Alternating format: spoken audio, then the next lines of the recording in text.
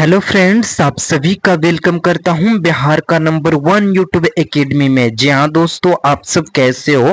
आशा करता हूं कि आप सब बेहतरीन तरीके से और अच्छे से पढ़ाई कर रहे हैं। तो प्यारे दोस्तों, आज की जो टॉपिक है संपूर्ण जानकारी भौतिक परिवर्तन के बारे में। जी हाँ दोस्तों, जैसे कि मैंने कल आपको बताया था क्या चीज के बारे में, तो जल का शुद्धिकरण का संपूर्ण जानकारी ठीक उसी प्रकार से आज मैं आप सभी को बताऊंगा भौतिक परिवर्तन किसे कहते हैं। इनकी पूरी डिटेल एक लिस्ट मैं बता दूंगा। जी हाँ दोस्तों, ताकि आप कभी भी नहीं भुला सकिएगा। चलिए प्यारे दोस्तों, देखिए पूरी की पूरी अपनी भाषा में। जी हाँ दोस्तों, आपकी भाषा में सारी चीजें इसमें है। ठीक है, तो चलिए देर ना करते हुए सबसे पहले आप इस वीडियो को लाइक कर दीजिए। यदि आप चैनल पे नए हो तो इस चैनल को फटाफट सब्सक्राइब कर लो, और जरूर से जरूर प्यारे दोस्तों, क्योंकि आपके पास हर एक वीडियो का नोटिफिकेशन सबसे पहले जाएगी। तो प्यारे दोस्तों, चलिए हम अपने आगे मुद्दे की बात करते हैं, टॉपिक्स की। तो आज जो हमें पढ़ना था भौतिक और रासायनिक परिवर्तन, जहां दोस्तों फिजिकल एंड केमिकल चेंज है ना, तो उसके विषय में हमें पढ़ना है। तो सबसे फर्स्ट क्या चीज है, परिवर्तन क्या है। जहां दोस्तों परिवर्तन क्या होता है, पहले तो हमें यही जानना है कि परिवर्तन होता क्या चीज है। तो प्यारे दोस्तों, है ना, वास्तव में है ना, जब किसी पदार्थ के रूप, अवस्था या गुण में बदलाव होता है, यानी जब किसी पदार्थ के रूप और अवस्था और गुण, इन तीन चीजों में जब बदलाव देखे जाते हैं, है ना, तो उसे ही हम लोग क्या कहते हैं, परिवर्तन कहते हैं। ठीक है, उसे ही हम लोग क्या कहेंगे, परिवर्तन कहेंगे। और परिवर्तन कुल दो प्रकार से होते हैं, एक भौतिक और दूसरा रासायनिक। तो हम लोग आज की सिर्फ क्लास में है ना भौतिक परिवर्तन पढ़ने वाले हैं, और कल की क्लास में मैं आप सभी को रासायनिक परिवर्तन बताऊंगा। तो आज भौतिक परिवर्तन की सारी जानकारी आप हमसे ले सकते हैं। जी हाँ दोस्तों, फिजिकल चेंज है ना, चलिए जानते हैं इनकी डिफिनेशन, परिभाषा कि भौतिक परिवर्तन किसे कहते हैं। तो ऐसा परिवर्तन जिसमें पदार्थ के केवल भौतिक गुण बदले। चलिए आगे देखिएगा, है ना, जिसमें पदार्थ के केवल भौतिक परिवर्तन बदले, ज्यादा दोस्तों उसे ही हम लोग क्या कहेंगे, भौतिक परिवर्तन कहते हैं। जैसे उदाहरण में, जैसे पदार्थ का रूप बदलना चाहिए, जैसे क्या उदाहरण में देखिएगा, बर्फ का पानी बनना। तो बर्फ एक पदार्थ है और वह पिघल करके पानी बन जाता है, यानी परिवर्तन चेंज हो रहा कि नहीं हो रहा है। ठोस रूप बर्फ के रूप में, और वह तुरंत भर में पिघल जाता है, द्रव के रूप में बदल जाता है, यानी अवस्था चेंज हो गए, परिवर्तन हो चुका है, बर्फ से जल बन चुका है। तो इसी को हम लोग कहते हैं परिवर्तन, और ऐसी परिवर्तन होना भौतिक परिवर्तन कहलाता है। जैसे लोहे में जंग लगना। तो प्यारे दोस्तों, जब लोहा में जंग लग जाता है तो वह धीरे धीरे क्या होता है, पूरा भस्म ही हो जाता है। ठीक है, आगे मैं बात करता हूं प्यारे दोस्तों।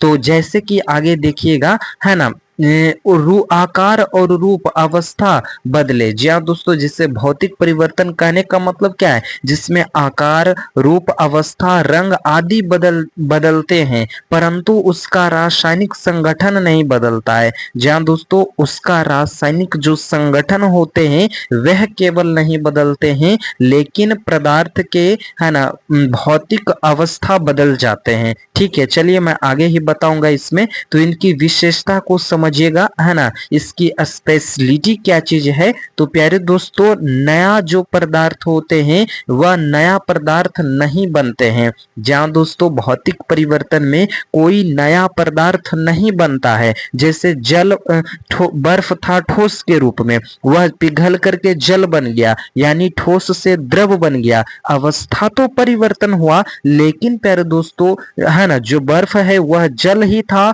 और वह पिघल करके जल ही बन चुका है, यानी कोई नया पदार्थ नहीं बना है। ना कि जल से वह तेल बन गया, ऐसा तो नहीं हुआ, बिल्कुल भी नहीं हुआ, है ना। तो वो जल था तो जल ही बना है, यही यहाँ पे कहने का मतलब था। आगे देखिएगा, परिवर्तन अस्थाई और वापस लाया जा सकता है। जहाँ दोस्तों जो भौतिक परिवर्तन होते हैं वह अस्थाई नहीं होते हैं, वह अस्थाई रूप से होते हैं, जिसे हम पुनः ला सकते हैं, है ना। जैसे बर्फ से हमने पानी बना दिया ना, तो उसे क्या किए, वापस मूल अवस्था में लेकर के चले आए हैं। तो इनसे आप समझ गए होंगे, काफी अच्छा से समझ में आ गया होगा। आगे देखिएगा, तीसरा विशेषता कि इनके रासायनिक संगठन समान रहता है। जहाँ दोस्तों भौतिक परिवर्तन में रासायनिक संगठन यदि आप देखेंगे, है ना, रासायनिक संगठन यदि आप देखते हैं तो वह समान होगा, लेकिन प्यारे दोस्तों ऊर्जा में बहुत कम परिवर्तन होता है। ये भी बात याद रखना कि ऊर्जा में बहुत कम परिवर्तन होता है। चलिए आगे मैं बात करता हूं प्यारे दोस्तों। आई होप कि आप यहां तक तो समझ गए होंगे। इसकी उदाहरण देखेंगे, एग्जाम्पल्स, जैसे कि बर्फ से पानी बन जाना, है ना, उसके बाद पानी से भाप बन जाना। देखिए, है ना, पानी क्या है, जैसे बर्फ से पानी बनना, यानी बर्फ क्या है, ठोस है, और वह पानी बन गया, यानी द्रव में अवस्था का परिवर्तन हुआ और कोई नया पदार्थ बना, कोई नया पदार्थ नहीं बना, है ना, जल था, जल ही है। जैसे प्यारे दोस्तों पानी से भाप बनना, पानी क्या है, एक द्रव है, और भाप क्या है, एक गैस है, यानी कि द्रव से गैस बन गया तो अवस्था में चेंज आया, अवस्था परिवर्तन हुआ, लेकिन प्यारे दोस्तों कोई नया पदार्थ नहीं बना, है ना। पानी से भाप बना और फिर वही भाप ऊपर जाते हैं बादल के रूप में, फिर जल बरसाते हैं, फिर वही प्रक्रिया चलती रहती है। जैसे प्यारे दोस्तों कागज का फटना, है ना, तो ये सारी चीजें, है ना, उदाहरण के रूप में। तो आई होप कि आपने अच्छा से एक एक चीज यहां तक समझ गया होगा। आपको रासायनिक परिवर्तन सिर्फ मैं कल बताऊंगा, उससे भी बहुत ही सरल बातों में आपको समझाऊंगा। आई होप कि आप भौतिक परिवर्तन को अच्छे से समझ गए होंगे। ठीक है, देखिएगा थोड़ा सा एक एग्जाम्पल्स और हैं दो। जैसे प्यारे दोस्तों नमक या चीनी को पानी में घोलना या फिर धातु का पिघलाना। जैसे देखिए धातु को आप यदि पिघला देते हो, मान लीजिए लोहा को गर्म किया और वह लाल हो जाता है और वह पिघल जाता है, उसके बाद क्या होगा, आप उसे जैसे मोड़ना चाहो उसे आप वैसे मोड़ दीजिएगा, लेकिन प्यारे दोस्तों वह पुनः अपनी अवस्था में आ जाएगा, यानी फिर से वह लोहा हार्ड हो जाएगा, है ना। और फिर चाहे आप तो उसे गर्म करके अपने अनुसार आकार दे सकते हो। तो यह परिवर्तन सिर्फ आपको भौतिक परिवर्तन में ही देखने को मिलेगा, लेकिन वहीं मैं जब की बात करूं रासायनिक परिवर्तन की, तो उनमें ऐसा चेंज नहीं मिलेगा, उनमें नए पदार्थ बन जाते हैं। ठीक है, आगे खैर उसकी बात की जाएगी कल की क्लास में। तो आज की क्लास कैसी लगी ये जरूर हमें बताइएगा। और प्यारे दोस्तों इससे रिलेटेड जो एग्जाम में पूछे गए हैं ऑब्जेक्टिव क्वेश्चंस, है ना, कुल 10 प्रश्न 12 प्रश्न पूछे जाते हैं, जिसमें से 5 भौतिक और 5 रासायनिक का रहता है। और मैं वही प्रश्न ऑब्जेक्टिव के रूप में आपके सामने प्रस्तुत किया। प्यारे दोस्तों सबसे फर्स्ट क्वेश्चन नंबर है, निम्न में से कौन सा भौतिक परिवर्तन है। जल्दी से बताइए, अभी जस्ट आपने पढ़ा तो आप बता दीजिएगा। देखिएगा, है ना, कौन भौतिक परिवर्तन है। ऑप्शन नंबर ए कहता है कागज का जलना, ऑप्शन नंबर बी बर्फ का पिघलना, लोहे में जंग लगना, दूध दही बनना। जल्दी से बताइए, है ना, कौन भौतिक परिवर्तन है, जल्दी से बताइए। चलिए इसका राइट आंसर देखा जाए तो ऑप्शन नंबर बी बर्फ का पिघलना, है ना। यही ना अभी एग्जांपल्स भी इस पर मैंने लिया था और ये क्वेश्चंस में पूछ दिया गया है ना। मैं वही लाता हूं प्यारे दोस्तों जो क्वेश्चंस बनते हैं, है ना, ताकि आपको अलग से पढ़ने की जरूरत नहीं। आप एक बार पढ़ लोगे ना हमारा कंटेंट, आपसे ऑब्जेक्टिव पूरा बन जाएगा। ठीक है, जैसे देखिएगा दूसरा क्वेश्चन है, भौतिक परिवर्तन में कौन सा नहीं बदलता है? जी हाँ दोस्तों, उसके रासायनिक संगठन नहीं बदलता है, या फिर रूप नहीं बदलता है, या फिर आकार नहीं बदलते हैं, या फिर अवस्था नहीं बदलते हैं। तो इसमें राइट आंसर हो जाएगा रासायनिक संगठन जो है वह भौतिक परिवर्तन में नहीं बदलते हैं। ठीक है, रासायनिक संगठन जो होता है वही रह जाता है, उनके आकार, रूप, अवस्था ये सब चीजें तो बदल जाती है।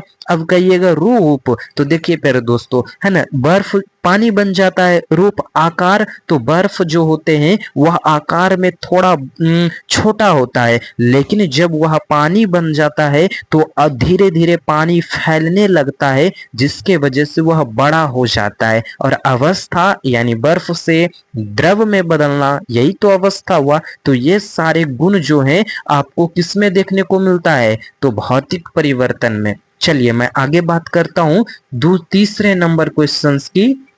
तो तीसरा नंबर क्वेश्चन है, पानी को भाप में बदलना किस प्रकार का परिवर्तन है? अभी जस्ट मैंने एग्जांपल्स में बताया है। ठीक है, पानी को भाप में बदलना यानी प्यारे दोस्तों, पानी है और वह क्या है? द्रव है, और भाप क्या है? गैस है। यानी गैस को यानी द्रव को गैस के रूप में बदलना एक भौतिक परिवर्तन कहलाता है। अभी जस्ट मैंने बताया, तो इसका राइट आंसर क्या हो जाएगा? ऑप्शन नंबर बी हो जाएगा। नेक्स्ट बढ़ता हूं, क्वेश्चन नंबर 4। तो निम्नलिखित में से कौन सा परिवर्तन वापस लाया जा सकता है? वाह, देखिए प्यारे दोस्तों, वही मैं जो बताया बस वही क्वेश्चंस बुक से मैं लाया, मैं अपने से नहीं इसे बनाया। ठीक है, जल्दी से बताइए कौन से वे परिवर्तन है जिसे हम पुनः ला सकते हैं, है ना। देखिए यहाँ पे कुछ स्ट्रक्चर दिया गया है ना, द्रव, गैस, बर्फ, पानी, लकड़ी, राख, दूध, दही।